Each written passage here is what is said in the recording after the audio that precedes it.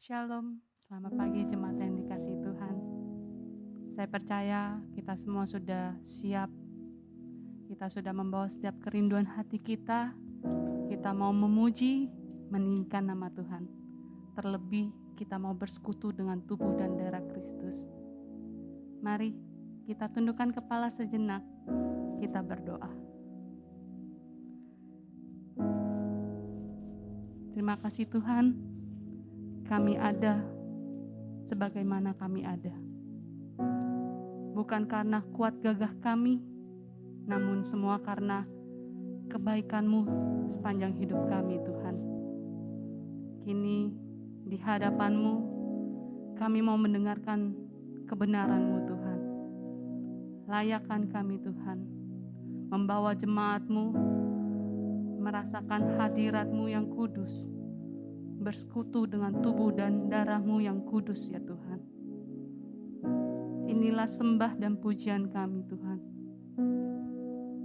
Di dalam nama Tuhan Yesus, Engkau berkati ibadah hari ini Tuhan, agar nama-Mu saja yang dimuliakan. Terima kasih Tuhan, terima kasih. Haleluya.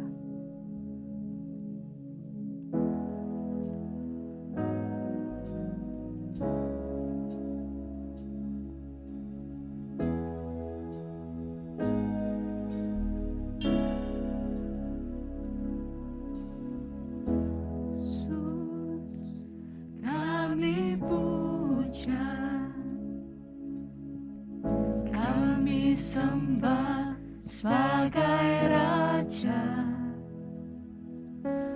berdiri di tengah kami, ditinggikan dan dipuji.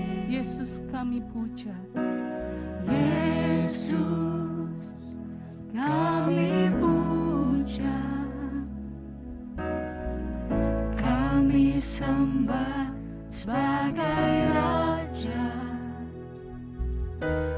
berdiri di tengah kami, ditinggikan dan dipuji. Sembah dan puji penuhi sembah dan puji penuhi tahta-Mu.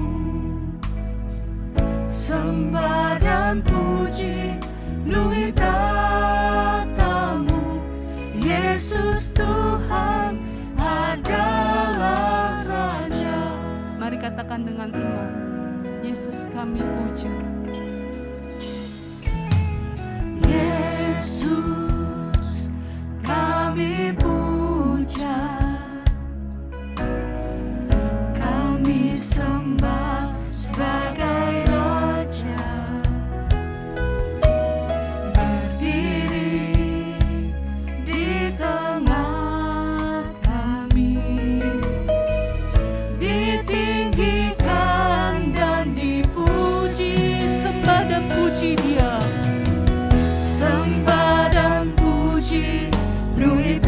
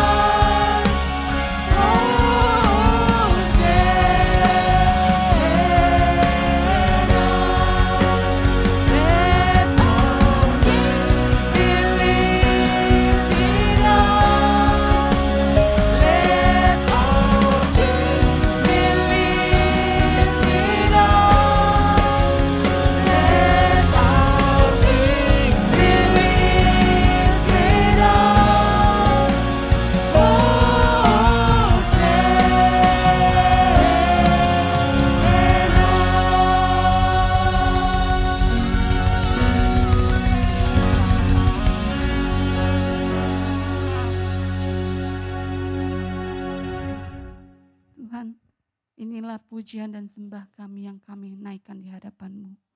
Tidak ada pribadi lain, hanya Engkau, Yesus Tuhan, Juru Selamat kami yang hidup. Kami yang sudah siap memuji dan meninggikan nama Engkau. Mari kita sama-sama katakan, amin. Puji nama Tuhan. Mari kita percaya ketika Tuhan Yesus naik, Dia menyediakan tempat yang terbaik buat kita.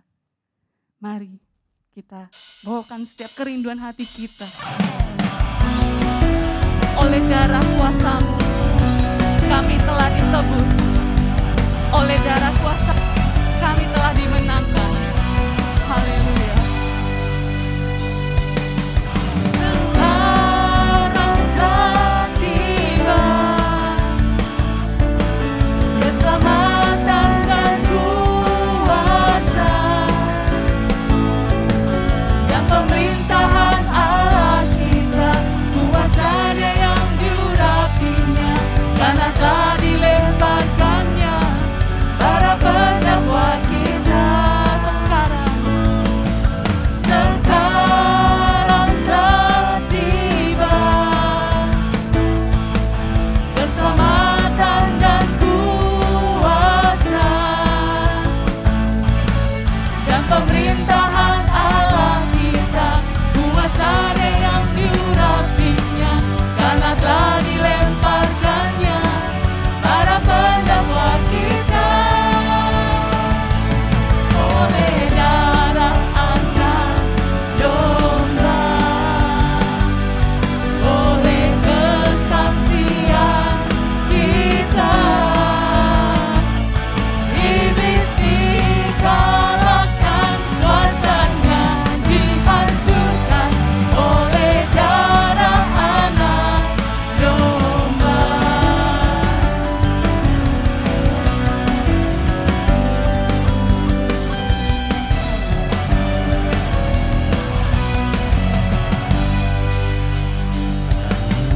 Sekarang telah tiba keselamatan dan kuasa dan pemerintahan Allah kita, kuasanya yang diurapinya, karena telah dilemparkannya para pendakwa kita. Oleh darah anak domba, oleh kesaksian kita, iblis dikalahkan, kuasanya dihancurkan. Oleh darah anak domba, oleh darah anak domba, oleh kesaksian kita, iblis dikalahkan, kuasanya dihancurkan. Oleh darah anak domba, oleh darah anak, oleh darah anak, oleh darah anak domba. Oleh darah anak domba kita telah dibebaskan. Amin. Silakan duduk jemaat yang dikasihi Tuhan. Mari kita tenangkan hati kita. Kita tahu setiap pengorbanan Tuhan yang mulia selalu menjadikan kita selalu berharga di mata Tuhan. Tuhan tidak pernah melihat rupa kita. Tuhan tidak pernah memandang harta kita, tapi hanya satu yang Tuhan cari. Hati hamba. Biarlah hati hamba Dia temukan di dalam kita. Haleluya Yesus.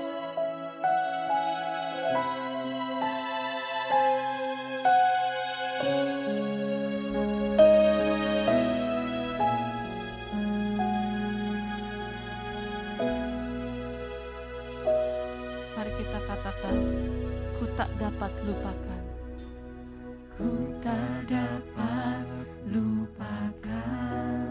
kebaikan yang Engkau terima. Kebaikan yang ku terima, Pengorbanan Tuhan yang mulia. pengorbananmu yang mulia, Jadikan kami berharga. jadikan ku berharga. Tuhan selalu tulus menerima kita. Kau tulus menerima aku apa adanya. Kekuatan kasih-Mu nyata. Kekuatan kasih-Mu nyata, Memulihkan hidup kami. memulihkan hidupku. Kau bukan Tuhan yang melihat rupa, Kau bukan Tuhan yang memandang harta. Hati hamba yang selalu Kau cari, biar Kau temukan di dalamku. Selama kami hidup, Aku hidup, kami mau menyembah-Mu Tuhan. mau menyembah, Sebab Engkau sangat berarti bagi hidup kami Tuhan. berarti bagiku. Yang terbaik yang ada pada kami Tuhan. Terbaik yang ada Kami pada persembahkan kepadamu ya Tuhan. persembahkan kepadamu, Yesusku. Mari kita katakan dengan iman. ku tak dapat lupakan kebaikan yang ku terima, Pengorbanan-Mu yang mulia Tuhan. pengorbananmu yang mulia, Jadikan kami berharga. jadikan ku berharga. Engkau tulus menerima kami Tuhan. Kau tulus menerima Aku apa adanya Tuhan. aku apa adanya. Kekuatan kasih-Mu ya Tuhan. Kekuatan kasih-Mu nyata, Memulihkan hidup kami Tuhan. memulihkan hidupku. Kau bukan Tuhan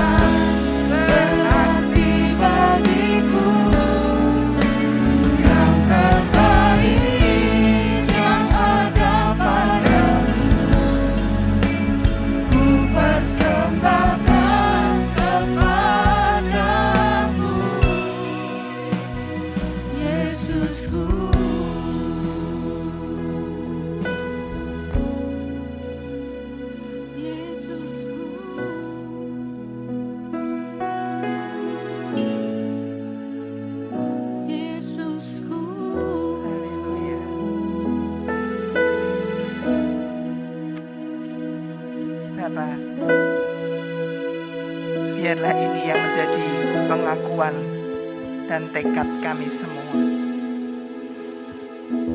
Agar yang terbaiklah yang dapat kami persembahkan kepadamu. Biar Engkau mengajar dan mendidik kami terus. Untuk kami menghormati Engkau, menghargai kasih-Mu. Sehingga kami rela mau melakukan apapun yang Engkau mau untuk kami lakukan. Terima kasih Bapa, terima kasih. Terima kasih untuk puji-pujian yang boleh kami naikkan di hadapan-Mu. Sebentar kami akan mendengarkan kebenaran firman-Mu. Urapi kami semua dan mampukan anak-Mu ini. Biar Engkau urapi dia dan Engkau juga yang membubuhkan firman-Mu di dalam roh hatinya dan mulut lidahnya.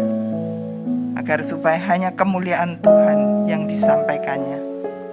Boleh membawa kami semakin kami mengerti akan kehendak-Mu. Terima kasih Bapa. Demi nama Tuhan Yesus kami alaskan doa ini. Haleluya. Amin. Selamat pagi saudara-saudara yang dikasihi Tuhan.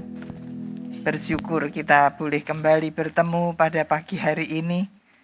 Dan saya percaya bahwa pemeliharaan Tuhan nyata kepada kita semua sepanjang minggu ini. Sehingga kita boleh ada sebagaimana kita ada. Ya, saudara, kalau kita melihat di dalam Injil Matius pasal yang ke-6 ayat ke-25 sampai ke-33 atau 34 itu ayat tentang kekhawatiran yang sudah sering kita dengar. Bahkan beberapa waktu lalu juga Pak Eli menyampaikan akan firman ini.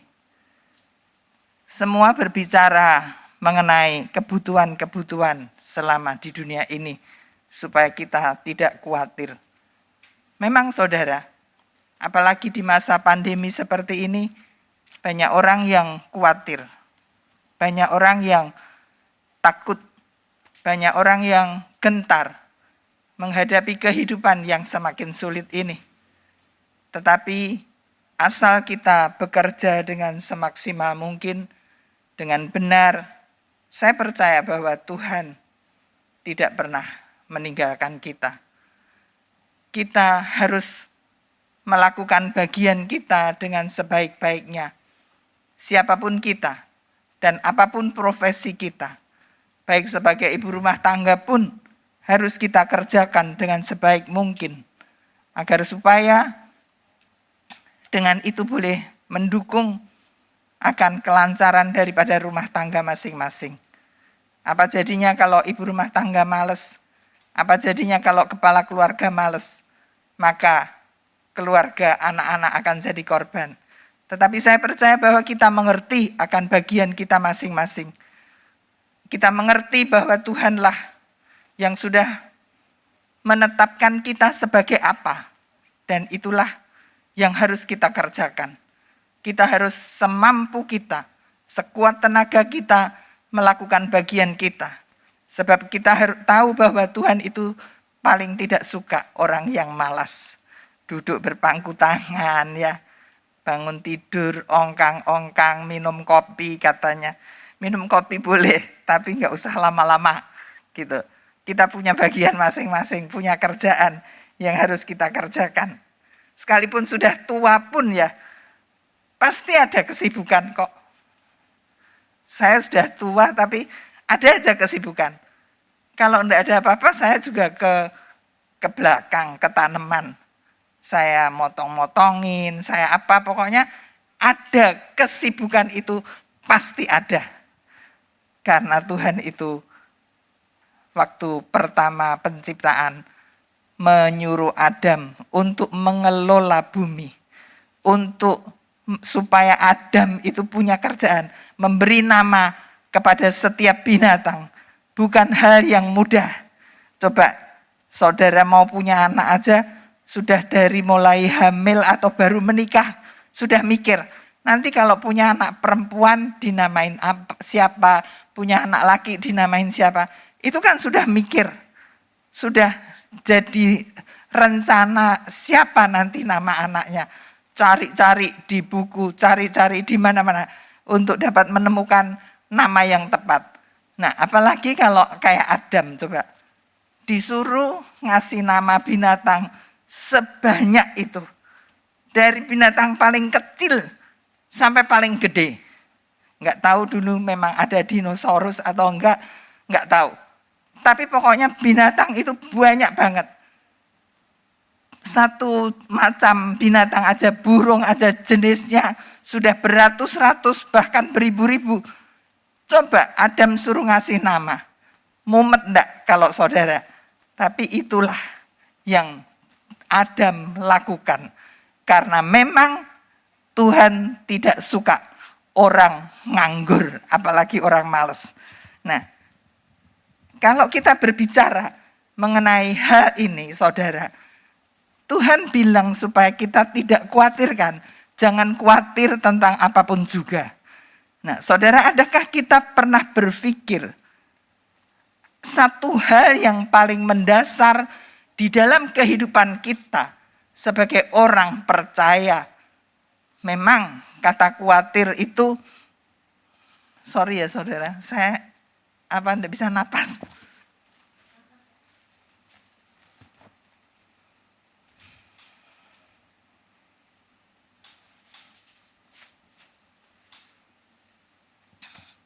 Memang kata khawatir itu tidak selalu memiliki konotasi yang negatif.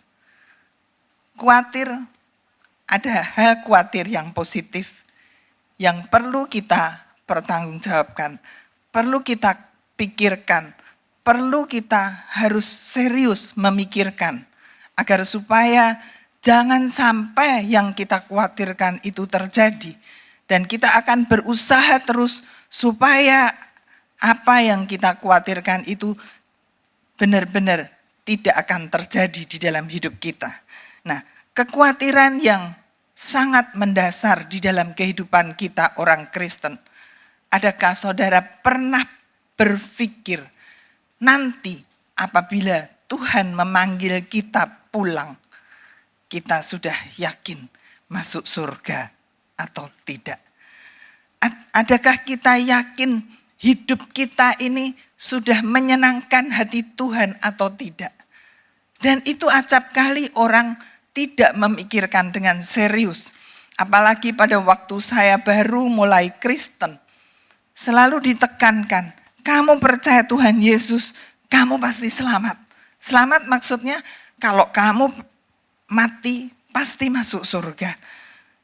Dari dulu pada waktu saya masih anak muda, karena saya telat percaya Tuhannya, sudah pemudi baru saya percaya Tuhan, kenal Tuhan, tahu siapa Tuhan Yesus itu.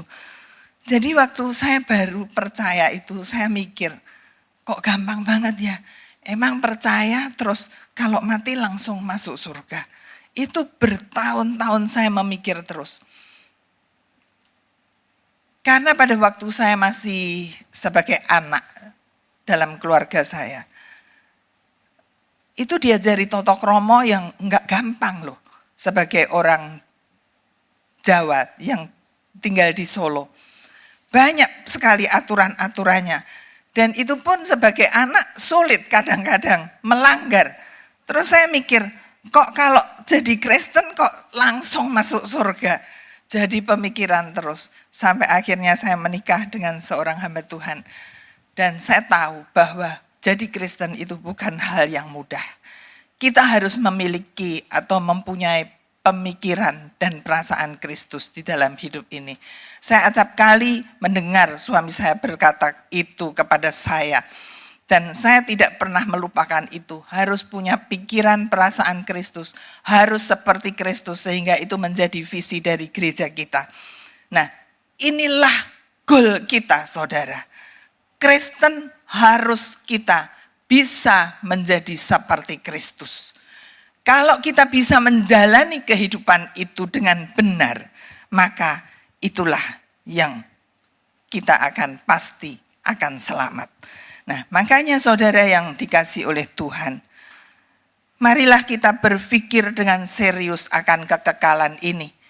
Karena semenjak saya menjadi Kristen, ajaran-ajaran itu beragam. Sangat banyak beredar di sekeliling kita. Sehingga acap kali kita juga berpikir, kok Kristen kok seperti itu? Kok Kristen kok yang diraih cuman berkat-berkat jasmani terus? Karena dulu pernah dikatakan, kamu percaya Tuhan ya, kalau kamu sakit pasti sembuh. Nah, kalau kamu ndak punya uang, nanti kalau kamu jadi Kristen punya uang. Itu merupakan pikiran saya yang tidak pernah bisa waktu itu saya pecahkan. Tetapi ternyata setelah menjalani kehidupan kekristenan sampai saya usia tua ini, saya tahu bahwa Kristen itu perjuangan. Bahwa di dalam segi jasmani pun kita juga bekerja. Kita harus berjuang karena Tuhan berkata, orang yang malas janganlah ia makan.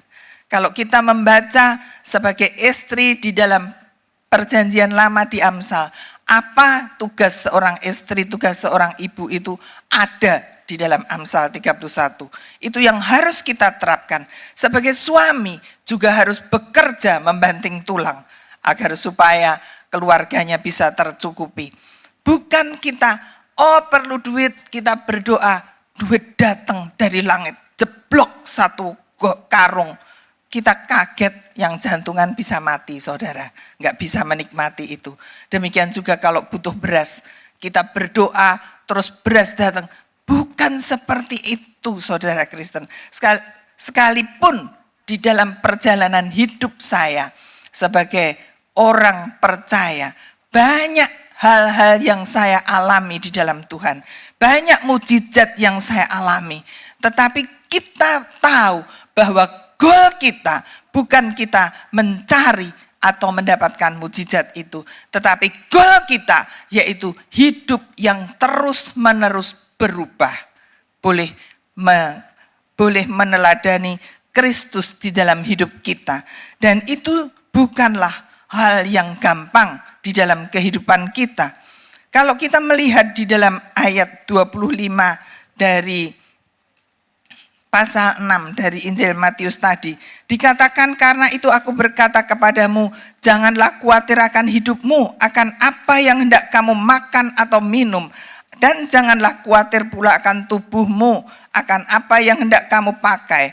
Bukankah hidup itu lebih penting daripada makanan, dan tubuh itu lebih penting daripada pakaian? Hidup itu lebih penting dari makanan. Tubuh itu lebih penting dari pakaian. Artinya saudara, hidup ini lebih penting daripada semua yang ada di dalam kehidupan kita.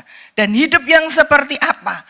Yaitu hidup yang sesuai dengan kehendak Tuhan. Saya katakan, tidak mudah. Tetapi kita harus sampai kepada goal itu. Dan bukan jasmani kita yang terus kita kejar supaya meningkat. Tetapi kehidupan rohani itulah yang terus-menerus harus kita kejar, kita capai untuk kita boleh meneladani Kristus seutuhnya. Enggak mudah. Hari ini saya berhasil, besok belum tentu saya berhasil. Karena kita masih hidup di dunia. Kita masih hidup berinteraksi dengan masyarakat, dengan orang, dengan bermacam-macam karakter. Tetapi disitulah karakter kita dibentuk. Saya dulu acap kali berkata,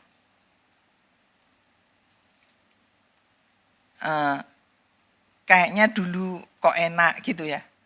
Enak, bisa ngerti semua jalan baik. Tetapi terus memasuki kehidupan makin terus, lama-lama benar-benar perjuangan. Perjuangan yang tidak mudah. Dari sehari ke sehari itu harus kita benar-benar mengenakan perasaan Kristus, pikiran Kristus. Untuk kita bertemu dengan banyak orang. Untuk kita ada bersama-sama dengan banyak orang. Itu tidak mudah, saudara. Dan itulah yang harus kita terus-menerus lakukan di dalam perjalanan hidup kita sebagai orang percaya. Di rumah, di pekerjaan, di masyarakat, di pasar. Acap kali saya dulu bilang sama ibu-ibu waktu masih ibadah di gereja. Di pasar, acap kali ibu-ibu tuh kalau nawar itu kelewatan banget. Sudah harganya murah, ditawar. Kok enggak mikir nanti untungnya dari mana, dia harus menghidupi keluarganya bagaimana. Udah pergi lagi, balik lagi. Aduh, saya paling capek kalau suruh nawar gitu. Ya udah harganya berapa? Acap kali saya juga enggak nawar. Paling kok mahal, Bang? Kadang-kadang cuma gitu. Iya, sekarang gimana? Ya udah dah gitu, daripada capek-capek ngapain. Dan dia juga untungnya berapa sih sehari kita sudah bisa makan, kita bersyukur kok. Kita bisa belanja, kita bersyukur. Kadang-kadang ngepres udah dimurahin. Tambahin cabai, tambahin tomat. Padahal cabai itu mahal banget loh saudara. Saya beli cabai 5 biji aja harganya 10.000 kalau enggak salah. Nah, maka dari itu belajar deh. Kita belajar untuk kita mengenakan karakter Kristus di dalam hidup kita. Jadi kita kalau ketemu orang itu, adanya itu belas kasihan. Adanya itu, aduh kita sama kok. Kita sama, kita enggak bisa menekan orang. Jangan sampai kita menekan orang. Nah, itulah salah satu hal baru itu. Tetapi kan banyak kita tuh bergaul dengan banyak orang. Dan itu harus kita belajar terus. Belajar tiap hari. Dan kita tahu bahwa karakter orang itu berubah terus. Hari ini seperti ini. Besok bisa berubah. Besok lagi berubah lagi. Dan itulah yang tidak mudah. Yang suami istri aja. Apalagi kalau sudah umur. Saya seringkali mendengar istri-istri berkata kepada saya, kalau suaminya makin tua makin rewel. Udahlah syukuri aja masih punya suami, saya berkata begitu.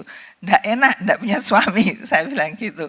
Terus, ibu bisa aja. Loh iya benar, kalau ada suami itu kita masih bisa tukar pikiran. Kita masih bisa ngobrol, kita masih bisa ngeluarin unek-unek kita, isi hati kita. Kalau enggak mau cerita sama siapa coba, ya kan? Nah, maka dari itu udah nikmati hidup bersama suami istri sekalipun sudah lanjut usia. Sekalipun kadang-kadang kebiasaan mereka berubah-ubah. Istri juga gitu, kadang-kadang berubah. Suaminya sampai mikir, aku sudah ngalah loh Mam, kok kamu kok sekarang kok gitu lagi sih, kok aneh-aneh gitu. Nah itulah orang tua itu pasti keluar anehnya.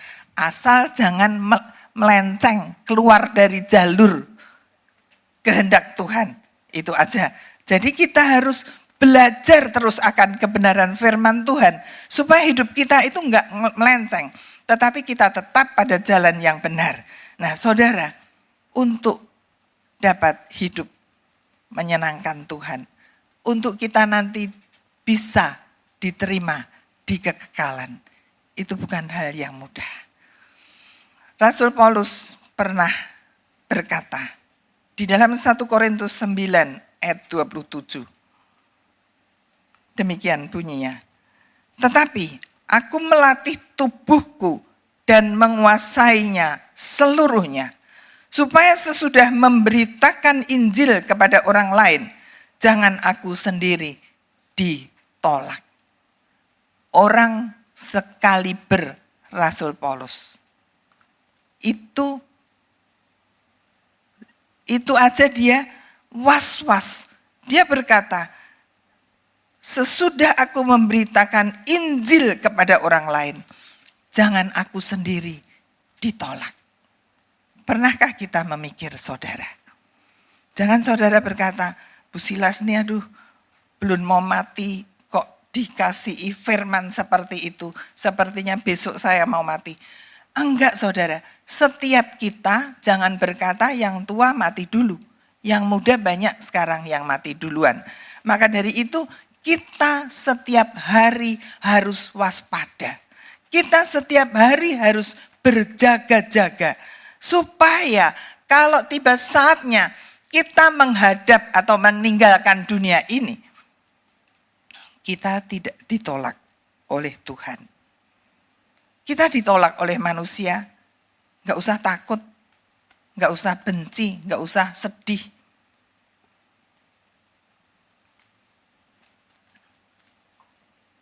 Gak bisa tidur, gak usah macam-macam. Tetapi pikirkan, kalau satu kali kita pulang meninggalkan dunia ini, kita ditolak oleh Tuhan. Saya acap kali merenungkan akan hal ini. Satu hal yang benar-benar serius. Menakutkan kalau sampai ditolak. Maka dari itu, saya mengajak kita semua, Mount Olive Family. Kalau saudara sekarang seger, diberkati Tuhan, bersyukur. Tetapi jangan lupa, pikirkan kehidupan kerohanian kita masing-masing. Karena kita tahu bahwa satu kali semuanya akan kita pertanggungjawabkan di hadapan Tuhan. Apapun yang kita lakukan. Maka dari itu setiap pagi, setiap renungan yang boleh saya kirimkan, semua berbicara, mengingatkan agar kita hidup benar di hadapan Tuhan. Kalau saya membuat renungan itu, bukan saya ini sudah lebih hebat dari saudara. Justru setiap renungan yang saya buat itu mengingatkan saya secara pribadi dan saya sharekan kepada jemaat. Supaya kita sama-sama berpikir agar supaya kehidupan ini tidak sia-sia saudara. Supaya kehidupan kita, saya umurnya udah banyak, udah 70 lebih. Itu kita harus memikir benar. Apa yang sudah kita lakukan buat Tuhan. Bukan berarti saudara tidak boleh memiliki cita-cita. Harus punya cita-cita. Setiap malam saya kalau tidur sama cucu saya ingatkan mereka harus jadi anak yang nurut sama Tuhan. Sama orang tua, sama guru. Saya ingatkan harus mereka rajin, saya bilang. Kalau enggak rajin, kalau orang bodoh, enggak bisa nanti berhasil seperti saya sebut yang dia tahu. Supaya dia tuh mikir gitu loh. Supaya mereka mikir. Karena itu merupakan beban saya juga. Kalau sampai punya cucu enggak takut Tuhan misalnya. Atau enggak mengerti akan kehidupan. Itu mikir karena saya serumah saudara. Maka dari itu saya selalu setiap kesempatan saya bilang sama mereka. Terus satu kali mereka bilang, kok Oma selalu ngomong takut Tuhan sih? Loh iyalah, hidup kita ini milik Tuhan. Kita harus takut Tuhan, menghormati Tuhan yang memiliki hidup kita. Supaya kalau kita nanti mati, hidup ini enggak seterusnya loh. Sampai saya bilang, nanti kalau Oma mati, mereka berkata serentak, enggak boleh Oma mati. Saya bilang, hidup ini milik Tuhan. Ya terserah Tuhan. Kalau Oma ya memang kepengen masih ada bersama kalian. Tetapi kan kita enggak tahu, hidup ini Tuhan punya. Maka dari itu, saya dengan segala keterbatasan saya sebagai Oma, saya berusaha memberi pengertian kepada mereka. Memang enggak gampang. Pada waktu saya punya anak sama cucu itu sudah beda jauh. Karena anak dari kandungan, dari lahir, saya sendiri yang didik, saya sendiri yang ngopeni. Jadi anak-anak itu dari kecil sudah mengerti siapa Tuhan Yesus. Mereka baca Alkitab sejak mereka bisa baca. Mereka bisa membaca, mereka sudah membaca Alkitab. Sehingga bukan karena anak pendeta, jadi kalau kuis Alkitab selalu juara 1. Saya bilang, bukan karena itu, karena mereka sudah membaca Alkitab dari dulu. Jadi mereka tuh ngerti. Apalagi di sekolah juga diajari, mereka sekolah Kristen, Dan dia kalau di sekolah pun mereka kalau kuis juga selalu juara 1. Selalu temannya bilang, iya bapaknya pendeta. Ya saya ya gurunya ya cerita sama saya juga bilang, ya bukan gitu ya Bu ya. Iya gurunya ngerti seperti itu. Nah maka dari itu saudara, kalau saudara punya anak, dari kecil didik terus. Supaya mereka tuh kenal Tuhan, ngerti siapa Tuhan Yesus itu dari mereka kecil. Sehingga makin gede mereka itu makin mengerti sesuai dengan umur mereka. Nah saudara, memang kalau tadi saya katakan Rasul Paulus aja khawatir sehingga dia berkata, aku melatih tubuhku dan menguasainya seluruhnya. Tubuh ini loh saudara, tubuh ini bait Roh Kudus. Kemana kita bawa tubuh ini setiap saat di dalam keseharian kita. Itu harus kita benar-benar mikir. Adakah kita melenceng dari jalan kebenaran? Kita mau kembali supaya jangan sampai kita membiarkan tubuh kita dengan semaunya, semau kita. Jangan saudara, tetapi kita latih, kita kuasai seluruhnya. Supaya kita yang ngerti firman itu bukan cuma tahu, tetapi firman itu kita lakukan di dalam hidup kita masing-masing. Dan itu perjuangan saya katakan. Bukan berarti kita tidak bisa gagal. Bisa saya mengakui kadang-kadang saya gagal. Tapi begitu saya gagal, saya jerit hati saya. Saya nangis di hadapan Tuhan. Kenapa Tuhan kok saya melakukan ini? Kenapa saya marah? Kenapa saya jengkel? Itu saya udah sedih. Saya datang kepada Tuhan. Nah, sedikit demi sedikit apa yang ada di dalam hidup ini, kita akan benahi terus. Kita tahu bukan dunia kita tidak bertambah baik. Satu kali Tuhan akan datang kembali. Lambat atau cepat, tetapi pasti akan terjadi. Nah, pada waktu dia datang, adakah kita sudah bersiap?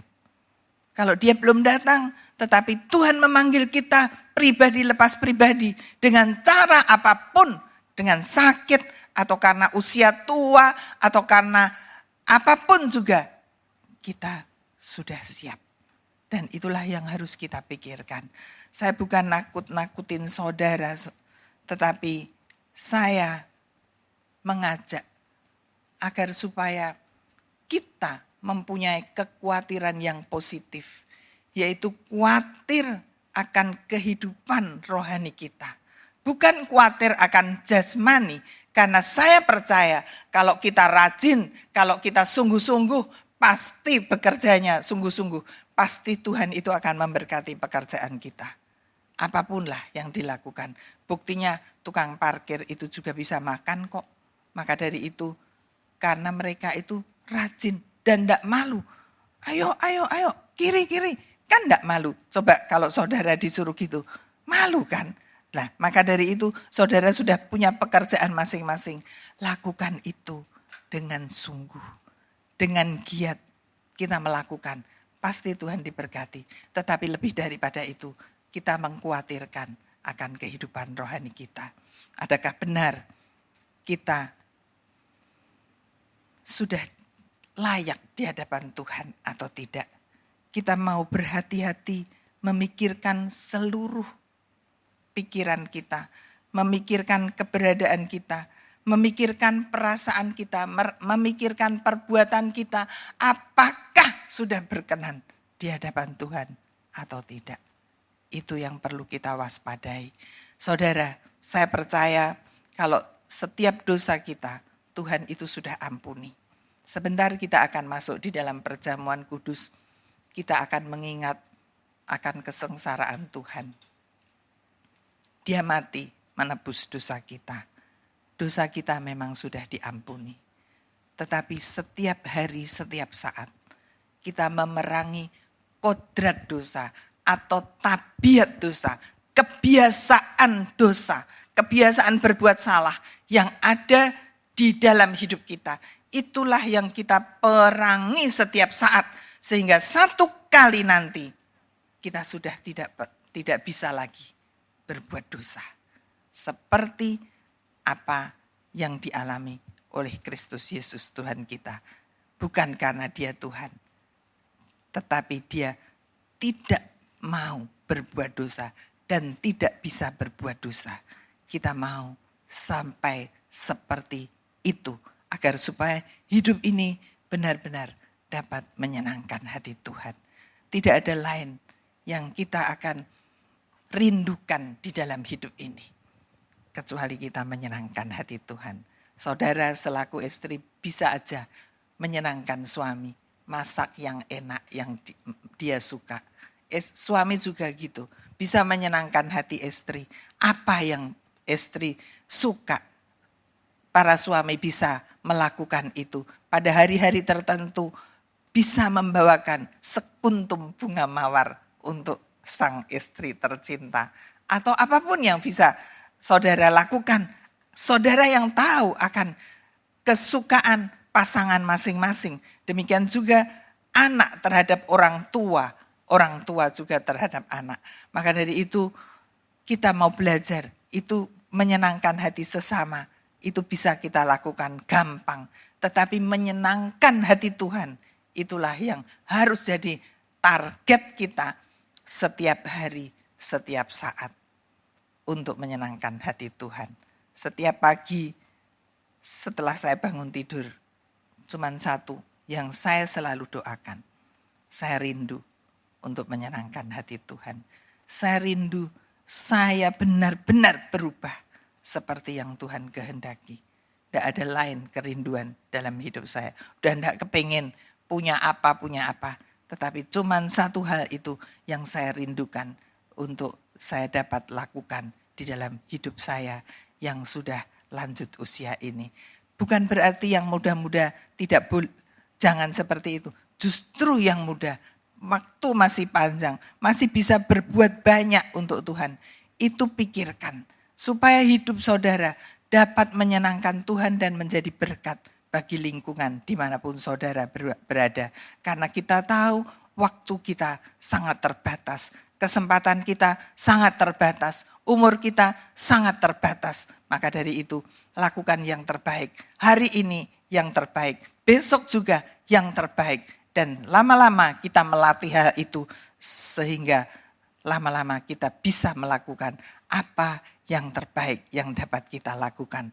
Baik bagi keluarga, terlebih bagi Tuhan. Sehingga nama Tuhan dipermuliakan.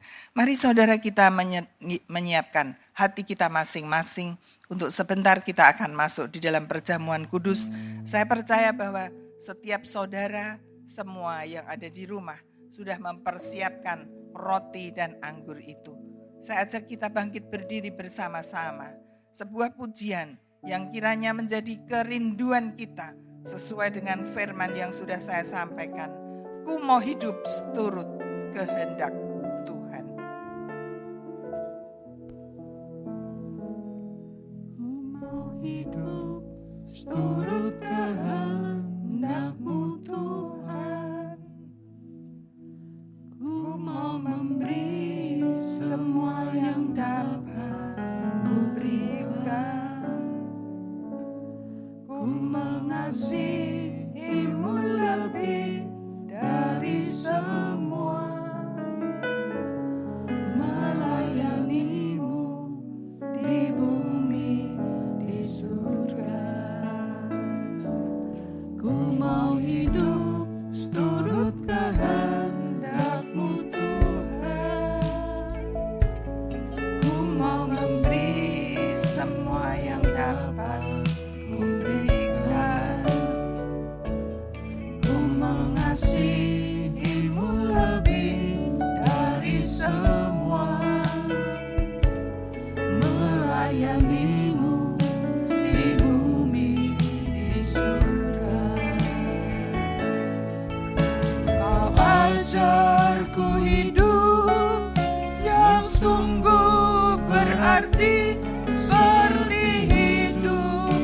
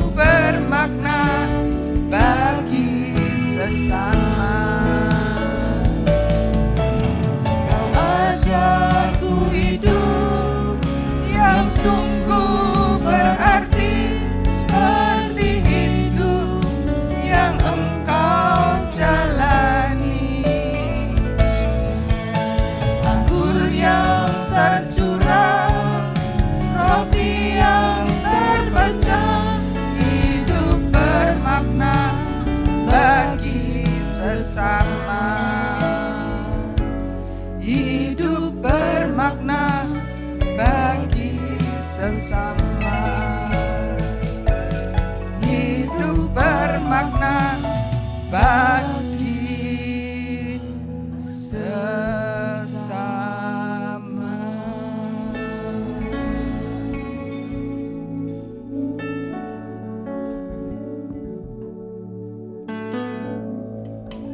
Biar kita merenungkan setiap firman Tuhan yang kita dengar. Adakah kita rindu untuk dapat menyenangkan hati Tuhan?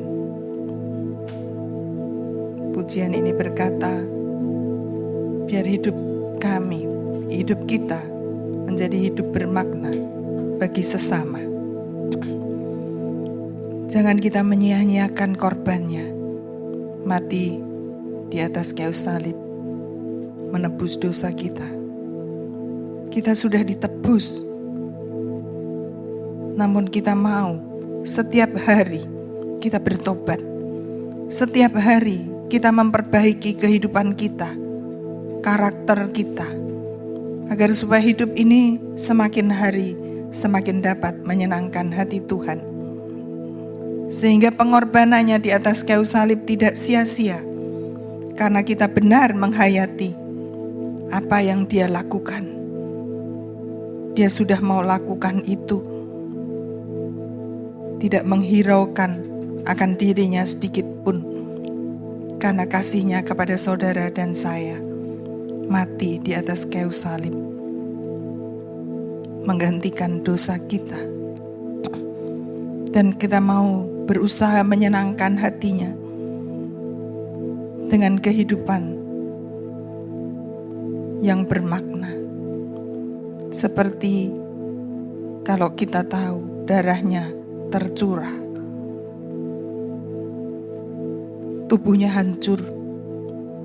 Kita mau menghancurkan bukan tubuh kita, tetapi ego kita, karakter kita yang tidak baik. Kita mau hancurkan, kita mau lawan itu, agar supaya hidup ini menjadi hidup yang bermakna dan dapat menyenangkan hati Tuhan. Mari kita bersama-sama mengangkat berdoa. Bapa, bawa kami terus semakin mengerti akan kehendak-Mu, bahwa Engkau mati menebus dosa kami. Engkau bukan menjanjikan kami untuk hidup dengan bermewah-mewah di dunia ini, tetapi Engkau menjanjikan kami tempat yang indah di kerajaan-Mu. Dan di sana tempat yang tidak ada dosa, tidak ada tabiat buruk di sana. Untuk itu bawa kami Tuhan, untuk kami mengerti, supaya kami boleh membenahi hidup kami selagi kami masih ada ini. Agar supaya kami setiap hari, setiap saat kami bertobat untuk hidup seturut dengan kehendak-Mu. Terima kasih untuk apa yang sudah Kau lakukan dalam hidup kami. Terima kasih untuk setiap saat Engkau mengingatkan kami, supaya kami boleh memiliki hidup yang bermakna, memiliki hidup yang benar di hadapan-Mu. Dan Kau akan ajar dan didik kami terus, supaya kami semakin mengerti akan kehendak-Mu. Bapa, meteraikan firman-Mu di dalam loh hati kami. Berbicaralah Engkau kepada setiap kami, jemaat Mount Olive Family ini, dan siapapun yang mendengarnya Tuhan, supaya kami semua sama-sama berubah, untuk kami dapat menyenangkan hati-Mu. Dan saat pagi ini, kami akan mengingat kesengsaraan-Mu. Kami akan bersekutu dengan tubuh dan darah-Mu. Layakkan kami, supaya berkat ilahi sungguh kami alami di dalam hidup ini. Dan sekarang hamba-Mu mohon, biar Engkau turunkan berkat-Mu atas roti yang menunjuk kepada tubuh-Mu dan anggur yang menunjuk kepada darah-Mu. Berkat di dalam nama Allah Bapa, Putra, dan Roh Kudus. berkat di dalam nama Tuhan Yesus Kristus tercurah atas perjamuan kudus ini. Haleluya. Amin. Kita angkat roti dengan tangan kanan kita. Sebab apa yang telah kuteruskan kepadamu telah kuterima dari Tuhan Yesus, bahwa Tuhan Yesus pada malam waktu ia diserahkan mengambil roti, dan sesudah itu ia mengucap syukur atasnya, ia memecah-mecahkannya dan berkata, inilah tubuhku yang diserahkan bagi kamu, perbuatlah ini menjadi peringatan akan aku. Saudaraku, bukankah roti yang kita pecahkan ini adalah persekutuan dengan tubuh Kristus? Kita akan makan bersama di dalam nama Tuhan Yesus.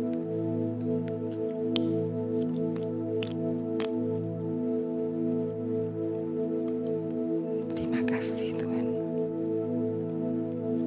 Terima kasih. Terima kasih akan tubuh-Mu. Haleluya. Kita angkat cawan anggur ini. Demikian juga ia mengambil cawan sesudah makan lalu berkata, cawan ini adalah perjanjian baru yang dimeteraikan oleh darahku. Perbuatlah ini setiap kali kamu meminumnya, menjadi peringatan akan aku. Saudaraku, bukankah cawan pengucapan syukur ini yang atasnya kita ucapkan syukur adalah persekutuan dengan darah Kristus? Amin. Kita minum bersama di dalam nama Tuhan Yesus.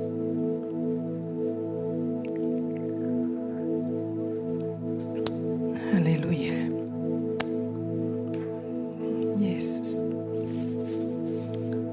Terima kasih Tuhan. Pagi ini kami boleh bersekutu dengan tubuh dan darah-Mu. Ajar kami menghormati Engkau di dalam hidup ini. Mengerti bahwa Engkau yang Allah mau menghampakan diri-Mu menjadi manusia karena kasih-Mu kepada kami. Menanggung setiap dosa-dosa kami. Dosa dari kami waktu baru lahir sampai saat ini. Terima kasih untuk apa yang Kau lakukan dalam hidup kami. Bahwa semakin kami mengerti, semakin kami merasa mengalami akan kasih-Mu. Supaya kami terus-menerus dapat mengasihi Engkau dan belajar untuk kami menaruh karakter-Mu di dalam kehidupan karakter kami. Supaya kami berubah semua, untuk kami mempersiapkan hidup ini, supaya hidup ini dapat menyenangkan hati-Mu. Dimanapun kami berada, baik di rumah, di pekerjaan, di pergaulan, dimanapun juga.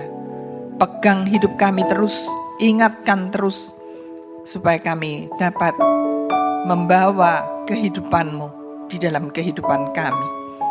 Terima kasih Bapa, terima kasih. Kami menyerahkan semuanya di dalam tangan-Mu. Berkati setiap jemaat-Mu, mereka yang ada di rumah Tuhan. Mereka yang sudah lanjut usia, kuatkan mereka. Supaya mereka tetap setia kepada Tuhan. Supaya mereka tetap mengasihi Tuhan dan boleh hidup seturut dengan kehendak-Mu. Berkati setiap kepala keluarga dimanapun juga berada. Tuhan juga memberkati mereka, pekerjaan mereka, kesibukan mereka, kesehatan mereka juga.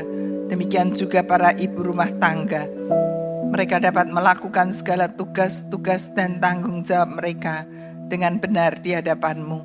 Kuatkan mereka dan berkati mereka. Tuhan, tolong setiap anak-anak yang masih sekolah, yang kuliah, beri kepada mereka tanggung jawab untuk dapat melakukan semuanya dengan benar di hadapan Tuhan. Dari kecil mereka sudah mengenal Tuhan, sudah takut kepada Tuhan, dan mereka mau berusaha hidup benar di hadapan-Mu. Demikian juga mereka yang sudah bekerja, Engkau juga berkati di dalam pekerjaan mereka, supaya dimanapun mereka berada, mereka dapat menjadi teladan bagi lingkungannya. Terima kasih Bapa, Terima kasih. Kami percayakan seluruh jemaat Tuhan di dalam tangan-Mu. Berkat-Mu limpah di dalam kehidupan mereka masing-masing. Dan hari-hari ini, di mana kami masih berhadapan dengan pandemi, kami boleh tetap melakukan prokes dengan benar, supaya kami dapat menjaga kesehatan kami dan kesehatan lingkungan kami dengan apapun yang kami lakukan. Terima kasih Bapa. Terima kasih, kami menyerahkan semua di dalam tangan-Mu. Berkati juga bangsa kami, berkati Bapak Presiden kami. Tuhan, Engkau juga yang tolong, berikan hikmat terus, dan Engkau sendiri yang memberikan kekuatan kesehatan kepada Bapak Presiden. Demikian juga untuk jajaran yang ada. Terima kasih Bapa, terima kasih. Kami percaya bahwa Engkau mendengar doa kami. Demi nama Tuhan Yesus, kami alaskan doa ini. Dan saudara, sekarang biar berkat yang datang dari Allah Bapa di dalam kasih sayang Tuhan Yesus Kristus itu turun atas saudara-saudara sekalian mulai saat sekarang ini sampai selama-lamanya. Haleluya. Amin. Tuhan memberkati.